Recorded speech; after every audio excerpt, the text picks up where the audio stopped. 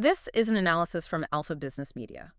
In the high-stakes world of industrial manufacturing, silence is usually, a good thing. It implies a lack of friction, a smooth operation, machines humming along so quietly you barely even notice them. But if you walk through the industrial corridors of Nepal, specifically in hubs like Burgunj and Bharatnagar, you hear a different kind of silence. It's heavy, it's persistent, and above all, it is incredibly expensive. That is a very ominous way to start a deep dive. What exactly are we listening to? Or maybe what are we not listening to? We're listening to the sound of partial capacity. I mean, imagine standing on the floor of a noodle manufacturer. They've installed this multi-billion rupee machinery, state-of-the-art stuff from Germany or Japan. Okay. But those machines are just sitting there, idle, gathering dust. And why? Right. Simply because the factory can't get a consistent supply of high-gluten wheat. Or picture a juice company that just paid a 40% premium for mangoes because of a sudden shortage, just destroying their quarterly margins, only to watch the market flood with a glut 3 months later. So we're talking about supply chain chaos.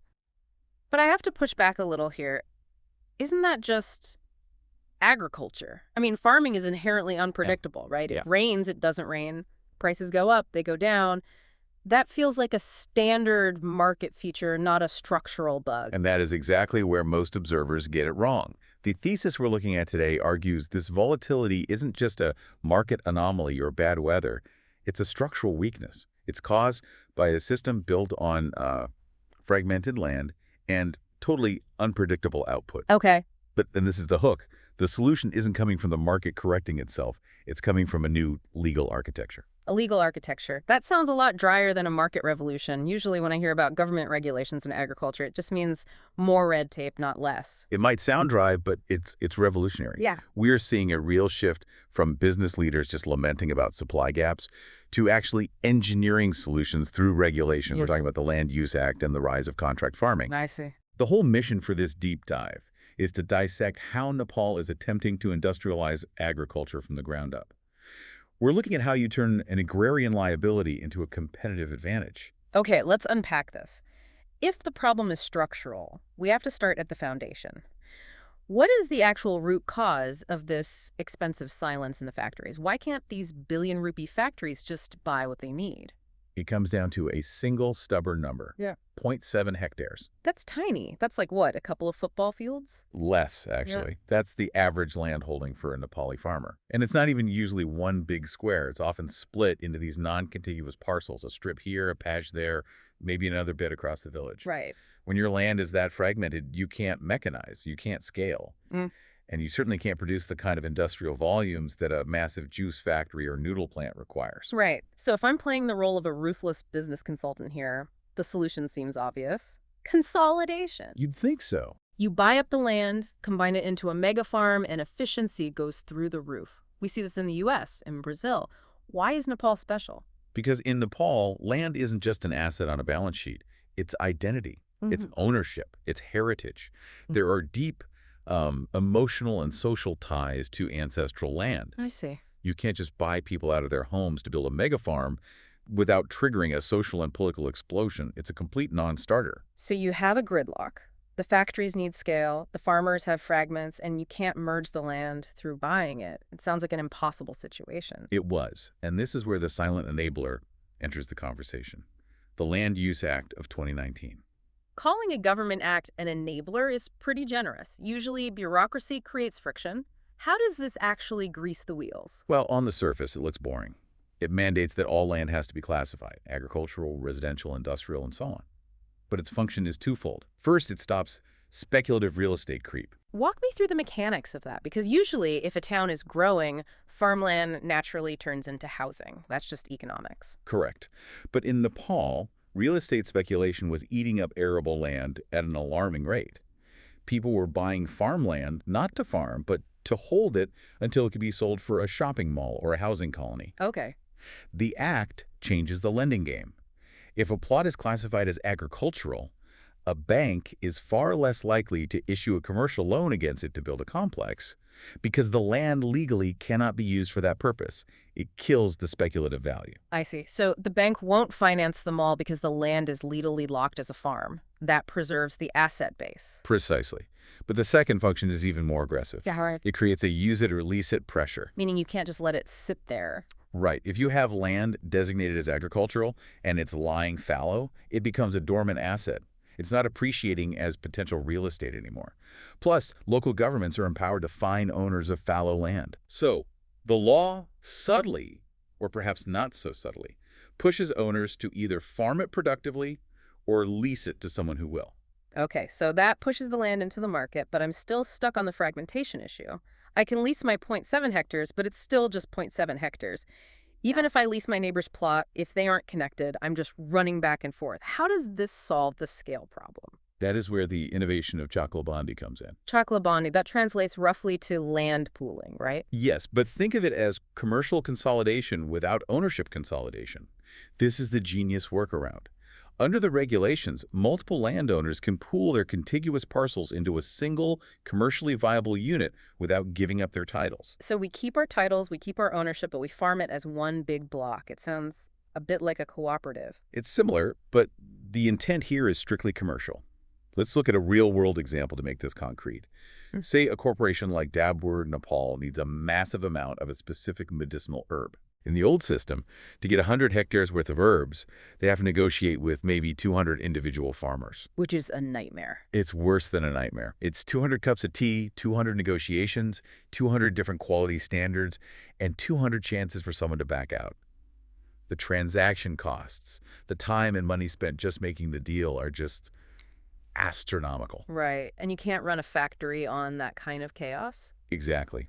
But with Chaklabandi, those farmers pool their land. They elect a representative or form a committee. Now, Dabur negotiates with one legal entity representing a 100-hectare pooled block. A single point of contact. A single point of accountability. Suddenly, industrial-scale sourcing becomes viable without a single corporation owning a square inch of farmland. That's fascinating. It creates the effect of a mega farm without the politics of a mega farm. But hang on. Even if you pool the land, you still need an agreement on what to grow, how much to pay. And historically, handshake deals in agriculture are, well, they're flaky. That's putting it mildly. If I'm a farmer and the price of herbs skyrockets in the local market, I'm going to want to sell to the highest bidder, not the company I promised it to. You've hit on the exact problem that destroys trust. And that brings us to part 2, the New Deal, or the contract farming framework. But we've had contracts before. The Contract Act of 2000 exists. Why wasn't that enough? Why do we need a new law? The 2000 Act is a blunt instrument. It's designed for general commerce, buying a car, building a house, shipping steel. It has no concept of biology. It doesn't understand pests, monsoons, or crop failure. If a farmer's crop gets wiped out by hail, a standard commercial contract might define that as a breach, leaving the farmer liable for damages they can't possibly pay. So the old law was just too rigid for the reality of nature. Exactly. And it offered no protection for the farmer against the corporation either. The new impending Contract Farming Act is designed to be specific to agriculture.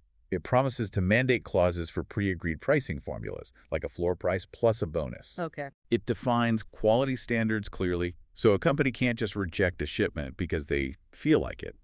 And crucially, it proposes fast-track dispute resolution tribunals. I have to play devil's advocate again here. Fast-track tribunals sounds great on paper. But we're talking about a developing nation where the court system is notoriously slow. Is there any reason to believe these tribunals will actually work? It's a valid skepticism. Enforcement is always the Achilles heel. However, the proposal removes these disputes from the general court system entirely. These are specialized tribunals with a mandate for quick resolution, precisely because crops rot. Right, you can't wait 3 years. You can't wait 3 years to decide who owns a truckload of tomatoes. If the tribunals fail, the whole system fails.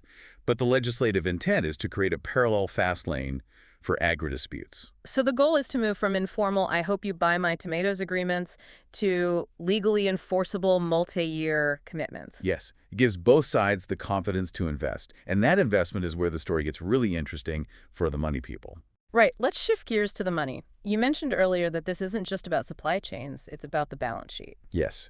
If you look at this from the perspective of a CFO, a Chief Financial Officer contract, farming isn't just a procurement strategy, it's a financial hedging strategy. How so? It's all about de-risking the working capital cycle. Let's make this visceral. Imagine you run a flour mill. In the current open market, prices for wheat are lowest right after the harvest. So to protect your margins, you have to buy 6 months' worth of wheat all at Which once. means you have to store it. Exactly. And think about the physical reality of that. You have millions of dollars of cash tied up in a physical commodity sitting in a damp silo. It's at risk of mold, rats, theft, moisture. It's dead money. It's literally dead money. You can't use it for marketing. You can't use it for R&D. You are paying to store your own cash. And if you don't buy in bulk, Then you're at the mercy of the spot market. If a shortage hits, you might pay 40% more just to keep the factory running. That completely destroys your profit margins. You're choosing between hoarding cash in a risky warehouse or burning cash on the spot market. talk about a rock and a hard place. So how does the contract change this math? Enter the insurance premium concept. This is the aha moment for the CFO. Imagine an orange juice manufacturer. They sign a contract with a pooled farm for 1,000 tons of oranges. The contract price might be 10 to 15% higher than the historical average spot price. A cost cutter would hate that. Why pay 15% more than you have to? Because a strategic analyst sees that 15% not as a cost, but as an insurance premium. You're paying that premium to convert a volatile, unpredictable variable cost into a predictable fixed cost. Ah, You know exactly what your raw materials will cost for the next 3 years. that is a massive shift in thinking. You're paying for certainty. And that certainty pays dividends elsewhere. If you have a guaranteed supply contract, you can go to a bank and get better credit rates because your business model is de-risked. Makes sense. You don't need to build massive warehouses for buffer stock because the delivery schedule is fixed. And most importantly, you can run your factory at 90% consistent capacity instead of starting and stopping based on supply. So the efficiency gains from running the factory smoothly just completely outweigh the extra cost of the oranges. Significantly, you are outsourcing the agricultural risk to the network of farmers, but you are paying them a premium to take it. It's a symbiotic financial arrangement. Okay, that sounds great for the corporation. They get predictability. But let's look at the other side of the handshake, the farmer. Usually when a big corporation rolls into town with a contract, the little guy gets squeezed. Is this actually a good deal for the farmer? It's a concern we see globally. But the source material suggests that in this specific context, it creates 3 massive value propositions for the smallholder. Hit me. What's number 1? Technology transfer. When a corporation signs a contract, they have a vested interest in the yield being high and the quality being perfect. They don't want mediocre herbs. So they don't just send a purchase order, they send agronomists. I send the experts into the field. Right. A farmer in Karnali might know how to farm traditionally, but suddenly they have access to a professional who can diagnose soil deficiencies, recommend specific fertilizer blends, or introduce high-yield seeds. So it's free consulting, basically. It's a form of capital. It permanently upgrades the farmer's capability. More valuable than a loan in some cases. That makes sense. The company's protecting its own supply, but the farmer keeps the knowledge. What's the second benefit? Mitigating market risk, specifically solving the bumper crop paradox. I love a good paradox. Explain this one. In a local market, the farmer's biggest fear isn't actually crop failure, it's a bumper crop. Wait, really? Why would you fear a great harvest? Because if everyone has a great harvest, the local market floods. Prices collapse. Sometimes they fall below the cost of production. You see this tragedy where farmers literally let crops rot in the field because it costs more to hire labor to harvest them than they can sell them for. That is devastating. The market punishes you for being too productive. The contract fixes this. It creates a price floor. It removes that existential threat of surplus. It assures the farmer that no matter what the local market does, their income is secure. Right. That security changes behavior. If you know you won't go broke, you're willing to invest more in your land. And the third benefit, The contract itself becomes a financial asset, like a bond. in a way. If you have a multi-year agreement with a major entity like the Chaudhry Group or a multinational, you can take that piece of paper to a bank.